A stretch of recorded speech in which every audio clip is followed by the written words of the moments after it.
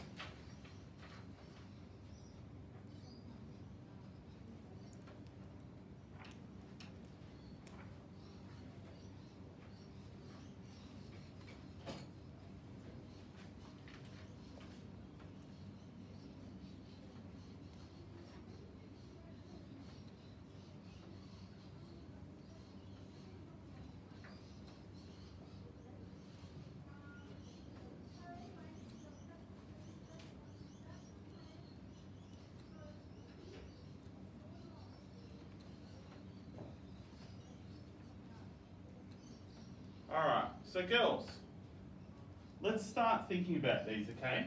So we're thinking about how ancient Roman society was structured a bit different from other ancient societies, okay? First of all, what do we call this? hierarchy, yes, or we can also call it something else, a social, Construct. not a construct. Social. Social ladder, thank you, okay? Because it goes from bottom to top, okay? Now, Marmia, who's at the bottom of our social ladder? Slaves, okay? Vivian, who's at the top? Consuls. Okay. So we have a pretty clear hierarchy here, and we can generally identify it same as a lot of the other ancient worlds, and that slaves are at the bottom, and then you have some sort of figure at the top, okay? You don't have this sort of egalitarian one that we might have nowadays, where it's not so much a ladder, but it's sort of a flat surface, okay? And everyone has a different part to play, all right? Now, let's look at the top people. Consuls, managed army and affairs of government, could veto each other. Highlight the word veto, or underline whatever one you've got, okay?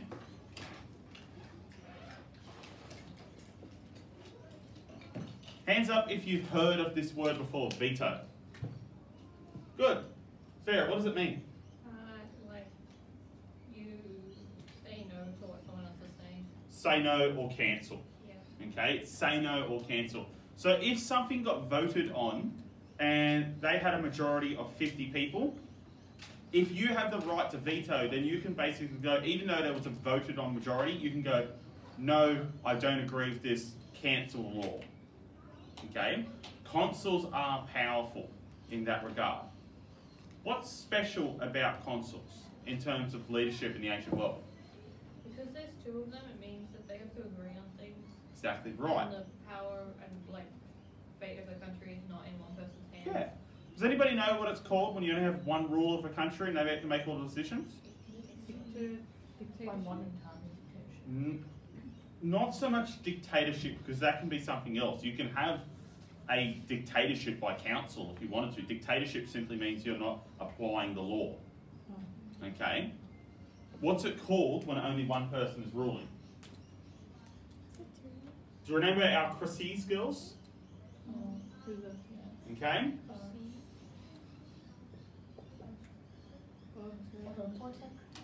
Autocracy. Okay? Remember with our crises, crisy means rule of, auto means one. Okay?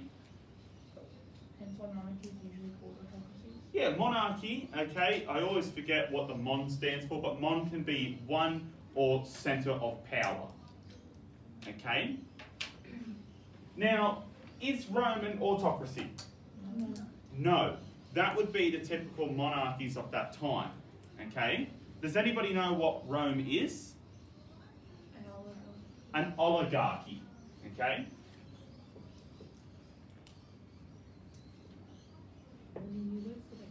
Oli meaning few.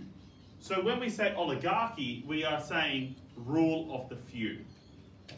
Okay? Who are the few in this context? Is it just the consuls? Yes, okay. It's the Senate who was made out of the patricians. And 10 tribunes Yes. from the plebeians. Okay? But tribunes can never really become consul per se. Okay? The important part is, if you can see on the left-hand side, we've got Senate 300, meaning there's 300 senators. Okay? And they come from what is called the patrician class.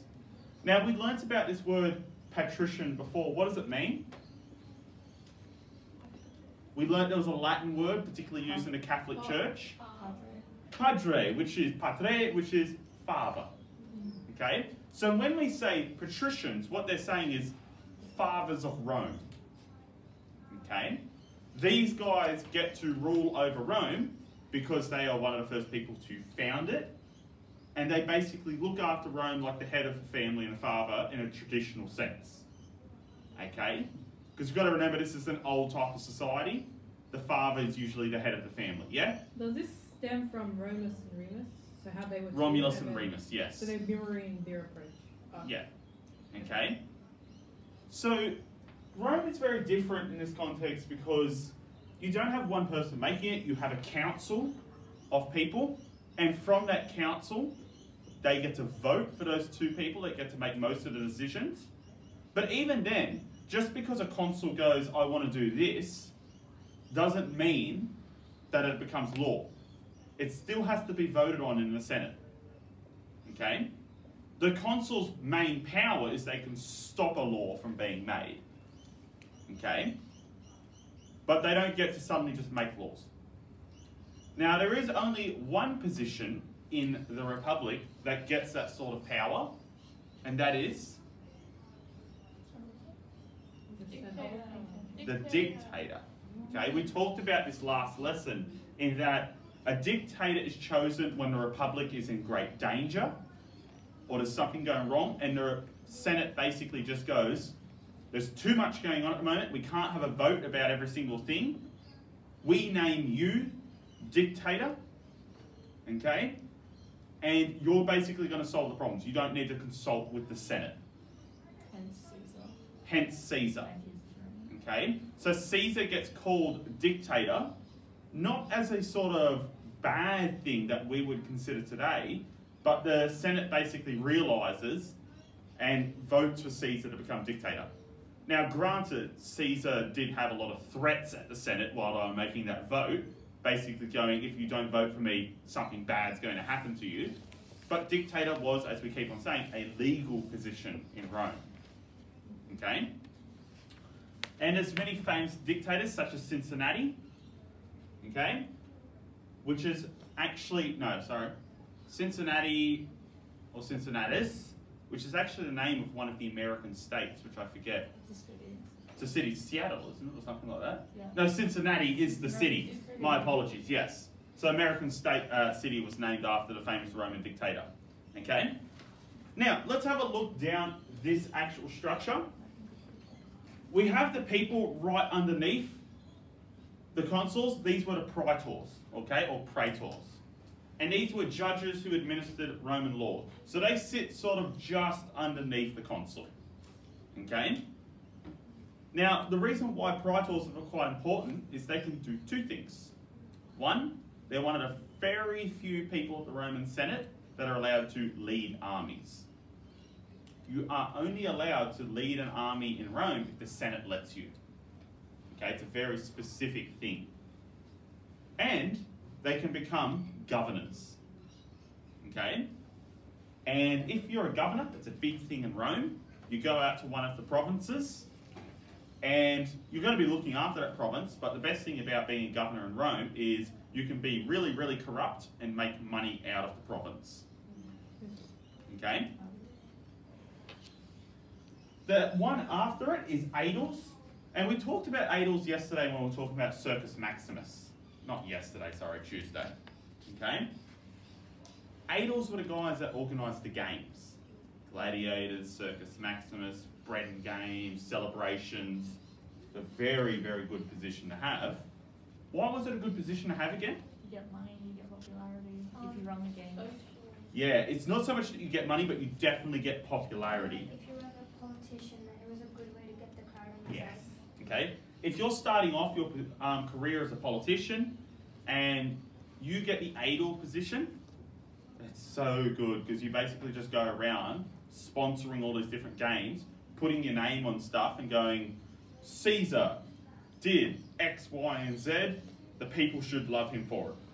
So it's kind of like if you have a good enough reputation, you can be put as statesman somewhat. Yeah, somewhat. Okay?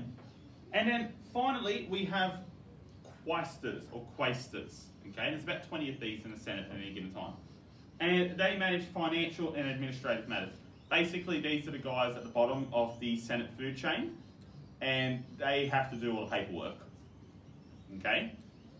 They're not having the most exciting job, but it's a way of eventually getting up. Okay? We have the other ones underneath them, okay? And Rome is typically divided up into 3 different classes, okay? You have the patricians, which are the guys that make up the Senate. You have the equestrians, which the modern day name we use for them now is knights, okay? That's sort of middle zone, okay? And then you have the plebs, which is just like all of us. Okay? Normal people. Now, in the video that we're watching on Tuesday, they said that there was often conflict between the plebs and the patricians. Okay? Does anybody remember why? What was originally on the wasn't kind of like a proletariat versus bourgeoisie. Yeah, well, I mean, it's the old story of haves and have-nots. Okay?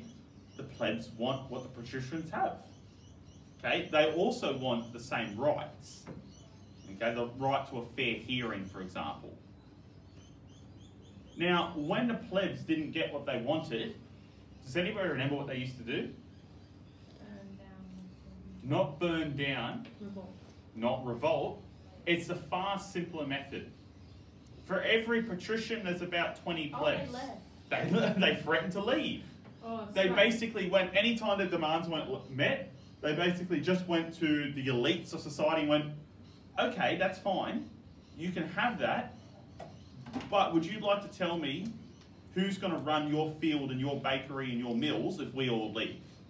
Basically saying like we're going to strike and just like get out. It's even better than strike, because they just said, They're just Yeah, gonna we're leave. just going to go to the next city and you can run your city by yourself. Okay? So the working class people there just basically threatened them with leaving every single time something went wrong. And it Oh, worked. why don't we do that now? It's a bit hard to relocate an entire country, okay? True. But it's a lot of the time the same idea, okay?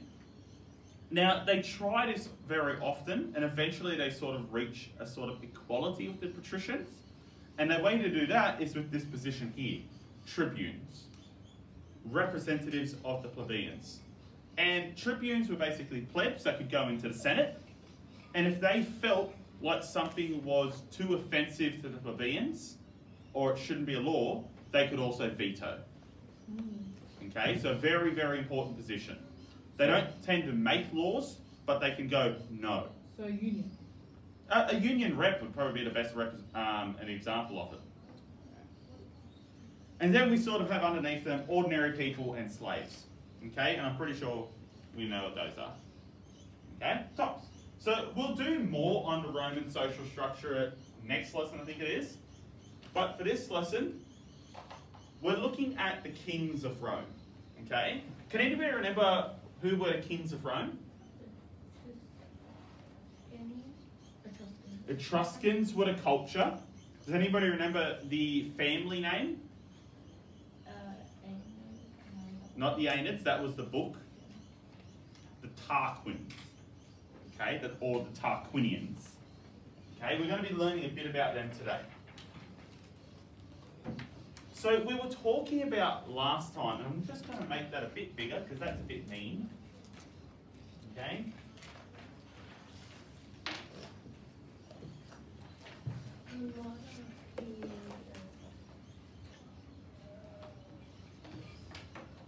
So, we were talking about last time had as 3 time periods, generally when we're looking at Rome. Okay? You have the early period, which is basically when the kings used to rule Rome. You have the Republican period, in which the Senate ruled Rome. And then you have the imperial period, when the emperors ruled Rome. Caesar was never emperor. Really? No. Okay? He was killed before he became emperor, so we say he's a dictator. Exactly right, Montage, okay? So, the first one is called the regal or royal period, where Rome was ruled over by a descendant of the supposed first king, Romulus. Okay, that's how they got their legitimacy. They said, we're descendant of Romulus. Okay, therefore you should let us rule. So it's like calling mandate to heaven. Mandate of heaven, very similar. Okay? Now, this regal or royal period lasts from 753 BC to 509 BC. Remember, BC, counting backwards. Okay? You'd be surprised how often I see that mistake in HSC. Now, the Republican period was when Rome was ruled over by the Senate. This goes from 509 BC to 27 BC. And then finally, you have the imperial/empire period, where Rome was ruled over by imperial families, with little control by the Senate. The Senate still exists, but it just doesn't really do much. When does the ancient era end? When does the ancient era end? Depends on the historian that you ask. Most people would say around about 200 to 400 AD, with either the conversion of Rome to Christianity or the fall of the Western Roman Empire. Around about there. Hard And to then define. after that is medieval, and then what? After that is the Dark Ages, then medieval, then high medieval, then Renaissance, then, yeah.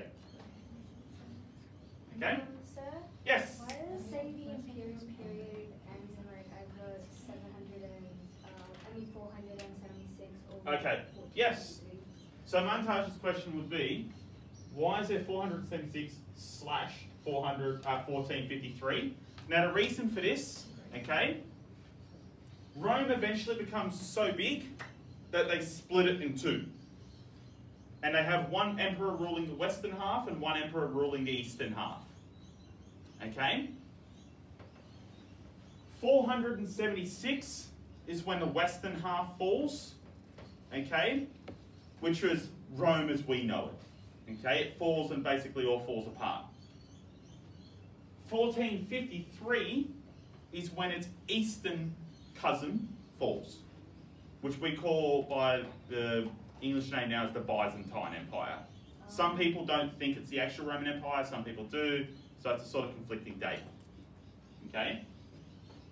Now, this lesson will focus on the regal period and how it impacts later Roman empires who must contend, that should say, with the idea and image of kingship. And kingship is a very complicated thing in Rome, as we've discussed before, because nobody really wants to be called king. It's Okay. kind of like being called a king of France. Can you Being called king of France, it's always a death usually. Okay? off the heads? Alright. So let's have a look at who were these kings of Rome. Okay?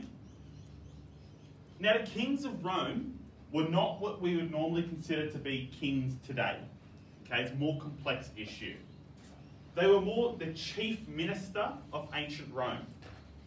Most were picked by the Senate after the death of the former, or seized power for themselves. Any Roman citizen could apply for the position of king. Even some foreigners, like the Etruscan Tarquin the Elder, were elected in. It is believed that Tarquin the Elder and Tarquin the Proud may have been the first attempt to turn the position into a hereditary one. It's confusing because we think of king nowadays and we go, okay, there's a king, therefore there must be a prince, and the prince will take over when the king dies. Makes sense. Okay? In this one, it's more someone that gets elected by the Senate when the other king dies, and they are sort of put into that spot for the rest of their lives. Okay? Or it could have been someone that took the position by force. Okay? It gets confusing around about this guy, because you have Tarquin the Elder, okay? Servius Tullus sort of pushes Tarquin the Elder off the throne and sort of kills him, okay? Then Tarquin the Proud, a descendant of Tarquin the Elder, kills Servius Tullus. Okay? So nice little domino effect going there. And they think Servius might have killed Tarquin the Elder because he was trying to make Tarquin the Proud his successor without the Senate being able to elect another one. Okay? It's confusing and it's messy. Okay? So king has different titles applied to it. Yeah? If they were elected in, or if they took the position by force, how could they have said that they were the descendants of the first king?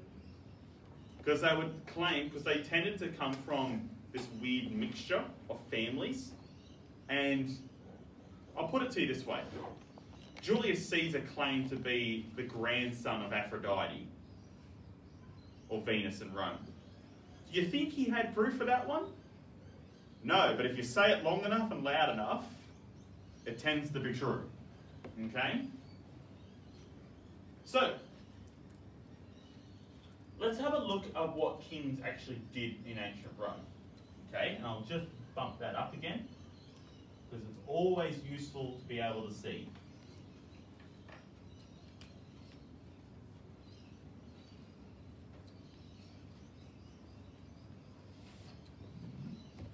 So, the king, or in Latin, which is Rex, okay, in ancient Rome held the ultimate imperium, meaning loosely the authority to control. Now, we get a lot of Latin words when we're studying Rome, okay, and some of them don't translate the best to English, okay. Imperium is certainly one that we have it doesn't translate the most perfect way, okay? But effectively it means that you have the right to command, okay? If you hold imperium, you can have people underneath you. So a king has imperium, okay? He has the right to order people around, okay? They could effectively command any government position to their whims, and the Senate, which was 100 statesmen in this time, could only advise the king and perform small administrative tasks. So the whole Senate in this period is only meant to sort of give advice to the king. Okay? Although the Senate chose who would be king, it was very clear that the king in Rome held absolute power over Senate and people. So the Senate had to be generally pretty careful about who they're choosing, because once that person is king, the Senate will have to basically do whatever they say. Okay? So it becomes this sort of complex issue. Now, imperium, we're definitely going to use for Augustus. Okay? And we'll get another one, I believe, later in this lecture, which is potestas. Anyone want to guess what potestas is? Ocean? Sorry? Ocean? Ocean? No, that's mare. Oh, Okay? the one. As in Mare Nostrum, our sea, which is the Mediterranean. Oh. So what is it? Sorry? No, what is Potestas yeah. means power. Oh, okay. I remember that. Yeah. Because if we get the English word potent, potent meaning powerful. Oh yeah. Okay? I knew that. So let's go on to a wee bit of an activity. Okay? What I want us to do, okay? Think about the monarchy in Australia and the United Kingdom. What are the symbols of the monarchy in these countries, and how does it convey power? So think about things that you might see, the symbols of the monarchy in our country, in the United Kingdom. How do they display their country power? Write it down. Unless you had a question.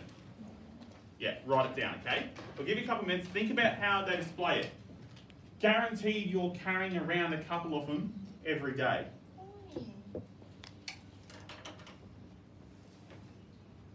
Oh. Nice.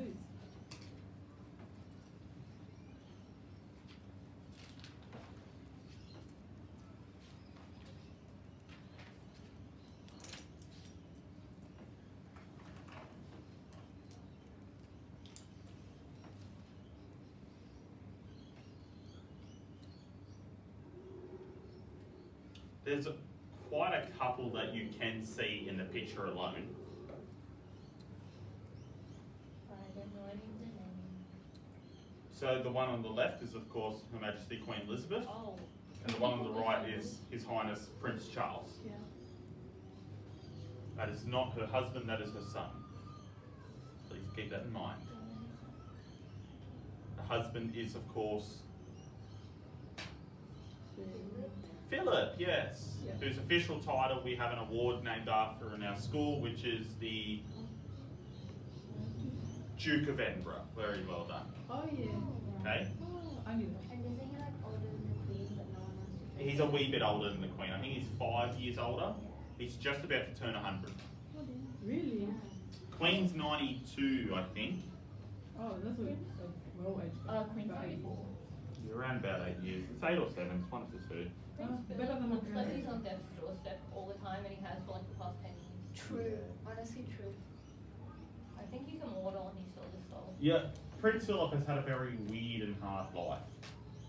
Isn't he like Oh, the now I feel bad for cousin of No. Queen Elizabeth or something? Is he a cousin? Oh, look, all the royal families tend to be distantly related. Because he's a Russian royal? He is Greek and Danish. Greek and Danish royal. Yeah. I mean, everyone's related to anyone if you look further back there. Like, the British crown is loosely related to the Prophet Muhammad. Really? Yes. How? Portuguese royal line, which married into the Moroccan royal line. Oh yeah. Cool. Do you just have all this knowledge like floating around? And it comes out when someone talks about That's it? it. It's my special skill, use the stacks. Yeah, you use so much of it that I use it in conversations now. Thank you, sir. That's alright. I want that. I used to be a room. That's what you get for coming to school an hour early to shoot the shit for each Alright, so let's have a look at our symbols of power here, or symbols of monarchy. Okay? Who can give me some symbols? Hands up, Vivian? Money. Money, because what's on the money? The Queen's face. Queen's face on the coin. We'll have Okay? both on there. Coin, Queen's face, or Queen's head rather.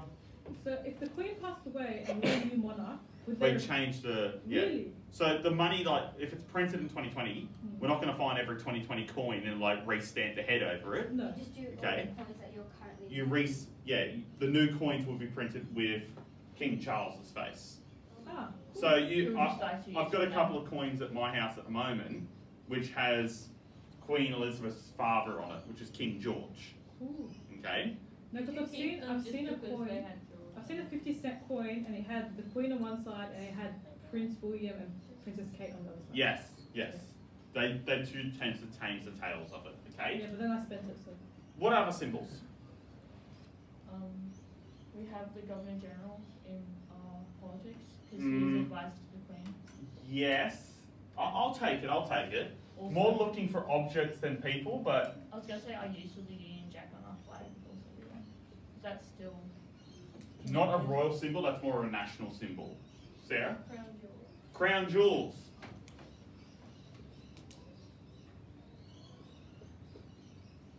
What's an example of the crown jewels?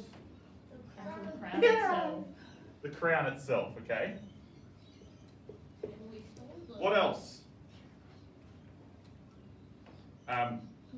Yes, What about the military? explain. So, I was more thinking about like the medals that you get when you achieve ranks. Yep. But I will also say this, because I noticed it's my friends in the Navy. When you swear an oath of loyalty, you swear it to the king or queen that's in charge, not to the country. Okay? Buckingham Palace. The palace itself, the coat of arms. coat of arms.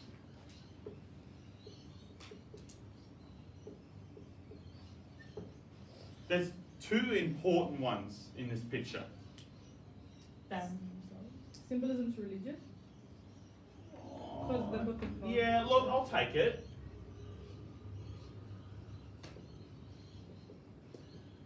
For example, in the British church, the Queen is called the Defender of the Faith.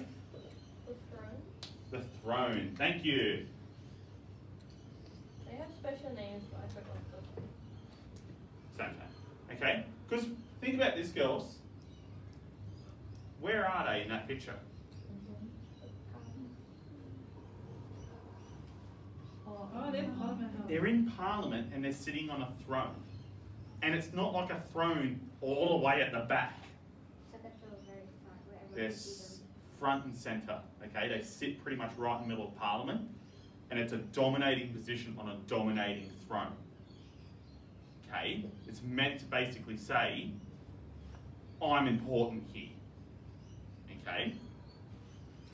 All of these things we see, and they reinforce the monarchy's power in Australia and the United Kingdom. Okay? For example, there's a chair in our own parliament that's reserved for when the Queen comes over here and sits in Parliament. Only gets used a couple of times, because obviously she's using it over here very often. Every year, the Queen will sit in the British Parliament once a year and give a speech. Okay? But it's all symbols to reinforce their power. Now, what we're going to look at today is how do these symbols get used in ancient Rome, and what are the sort of Roman equivalents to these symbols.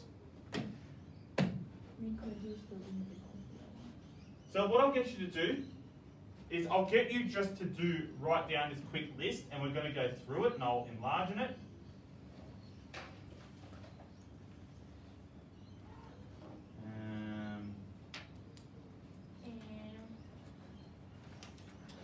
So write down this list, girls, and leave, let's say, 3 lines after each one, so you can write down quick notes while we're going through it. Okay? How many lines? 3 should be enough. We're only writing dot points. If you're writing down the whole thing, you're missing the point. I wrote lich tools. Lich. Like the monster.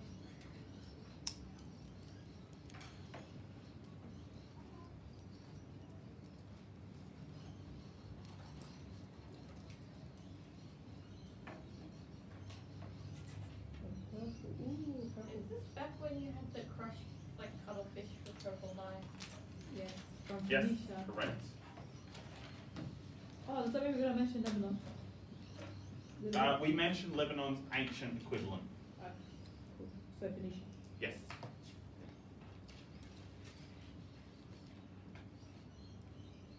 What's the diadem necklace thing? Red shoes. I only know that from Harry Potter. And the white diadem. So annoying. The diadem, yeah, the diadem is Harry Potter, and the red shoes are, what is it? Of course, it's the Raven The Claw diadem. diadem. Yeah. The diadem of Rowena. Ravina, what was it? Rowena Ravenclaw's diadem, yeah. I'm a Ravenclaw, I didn't know that. Oh, imagine not being a nerd. Get out. I thought I was a Slytherin for so long, and then I took the Pottermore test, and I was a Ravenclaw. Have you guys, obviously you've all heard of the and purple before, Yeah. but have you guys heard of a lot of these words before? Some, Some of them? so like, If I said, quick raise of hands, if I said lictor, how many of you have heard of it before? I've heard the word, no word. Heard the word but not know what it is? That's the same for. Fâché? Heard of it? Where you heard it before? I'm not sure. Yeah, it's similar to a word you might have heard before, especially in English or modern. Okay? Toga?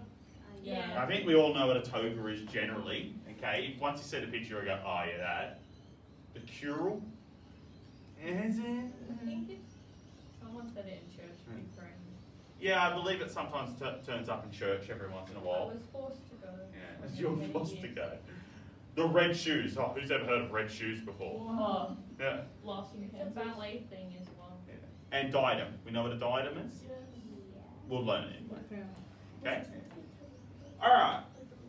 It's so nerdy. So, the first one, girls. Remember, we're writing down notes. We're not trying to write down the whole thing. So you should be writing down maybe one line of what the heck is it? And one line of how's it power? Okay? So the first one, the lictors, okay, or the lictors, okay? Now the lictors were the bodyguards of ancient Roman kings and important officials. They could perform duties to serve their master, including the arrest of Roman citizens that were a threat and the dispersal and shoving away through crowds. They remained an important symbol of the king's physical power. So the people themselves are the symbol here, okay? And if you had lictors around you, you were an important person, okay? There was actually a specific amount of lictors that a person could have depending on their position in society, okay? They had a whole guild, an organisation, devoted to sort of training these lictors. It was a very important thing, because if you're king, you get like 10 to 20 lictors constantly surrounding you, And if you're sort of like a junior senator who's been given a job, you might get 1, 2. Okay? So the important thing is, I would write there, if I was to summarise this down, bodyguards of ancient Roman kings and officials, okay, could arrest and push aside crowds. If I was to write down the briefest summary possible, okay? Now, the next one that we're going to do is actually already in this picture. Does anyone want to guess what it is? The axe, yes, okay? Because the axe is what we call the fachet, okay, or the facet. Okay. Now, this actually is the root word of something else in English already. Does anybody know? Maeve? Fascism. Fascism or fascist, which means a very strong controlling government that's sort of bound by national identity. Okay? So let's have a look at what the fasces were. Okay? The fasces were the weapons and symbols carried by the lictors. Coming from the Latin word fasci, meaning bundle, they were a bundle of wooden rods, often with an axe coming out of the sign. They represented the kings and magistrates' potestas, or power. Okay? Because if you have an axe coming with you, you can easily say that person's got power. Okay? Historians believe that they represented this power in a variety of ways. Option 1, rods were often used to beat unruly citizens and soldiers. Okay?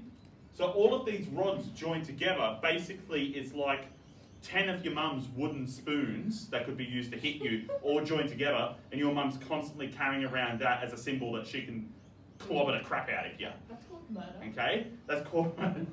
Yeah, okay? So, 10 wooden spoons all joined together. That's power. Okay? It is.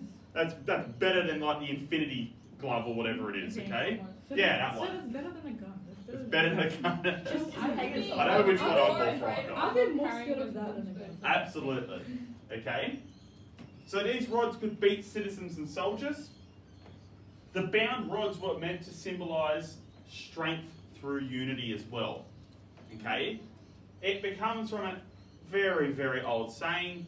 Basically, you take one arrow, you grab arrow, you snap it in half. Easy, no problem. You grab 10 arrows, try to snap it in half, you can't. It's too hard. Okay? You get 100 arrows, even harder. Almost impossible. Okay? The idea, separate, they can break us. Together, they can't. We're too strong together. The fasci, having all these sticks bound together, it's meant to be a symbol. The Roman people are together, and if the Roman people stay together, they cannot be broken. Let's use that one. Let's use that one, okay? Now, the axe in the middle has very obvious symbolism, okay? It's meant to symbolise the king's and officials' ability to order the death sentence. So if there is someone who is surrounded by lictors who are all carrying fasci, they're basically saying, if you defy us, if you get in our way, we do have the potestas, the power to order your death. Okay? And also death to the enemies of Rome. That's a powerful symbol. Okay? What's often on a lot of European press? Oh, swords. Swords. Okay? It's the same general business. Two swords crossed over each other, one sword up like that, knight fighting a lion, X, Y, and Z. It's all representing the same thing. Sword equals power, power over you. Okay? Now, the next one is the toga picta. Okay? Now, what is the toga picta in particular? So the toga itself is the dress. Okay? The toga picta is that dress, but with purple and gold thread variant of the normal clothing worn by Romans. Okay, so I might just turn off the lights so you can all see that a bit better. Okay, so you can see here that we have the purple and it has that gold inlay. Now I want you to consider this, purple is very expensive during this time. Okay, it comes from only one particular part in the world pretty much at this point, and that's right, from Lebanon, which is ancient Phoenicia. Okay, and it's just a pain to transport, to make, and then sell. Okay, what that guy is wearing then, with all that purple in ancient Rome, would have been a tidy enough sum to buy a small suburb. Okay, it's expensive. And we all know gold. Gold is also a symbol of royalty and eliteness. Okay, so it's often a symbol of just basically saying, this is how powerful and prestigious we are. Okay, now Zeta, what colour were we doing? Yes, okay, don't fall asleep, okay? Now senators were also afforded the right to wear a stripe of purple on their togas, not the whole thing, just a stripe, but that was expensive enough as it is. Okay, whilst other varying positions could wear sort of different degrees of purple. Basically, the more purple you have, more important you are. So it's kind of like army medals. Yeah, okay. And this is also where we get our idea of purple as being a sign of royalty. Because it's so bloody expensive that only the royals could afford it. Okay, and it actually becomes laws where if you're caught wearing purple in public, you could be fined or executed. Because it's saying like you're trying to say you yourself are a member of the royal family. Okay? So this is an example of the toga picta from the Republican period. During the late Republican period and imperial, they became elaborately designed and things of beauty. So they became this sort of almost very, very fashionable dresses in some ways with these colours all running through it and things like that. But at the base of it, purple and gold. If you had purple and gold, you were powerful.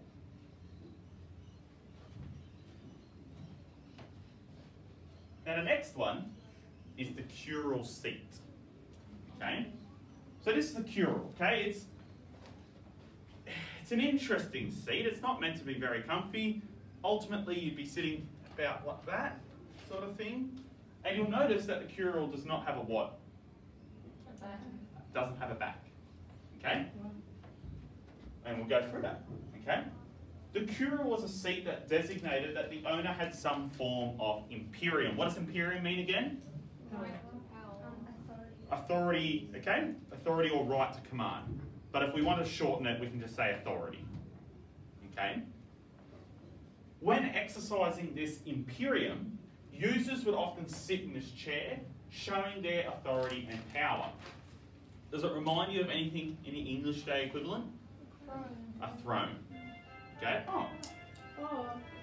So let me finish this sentence, okay?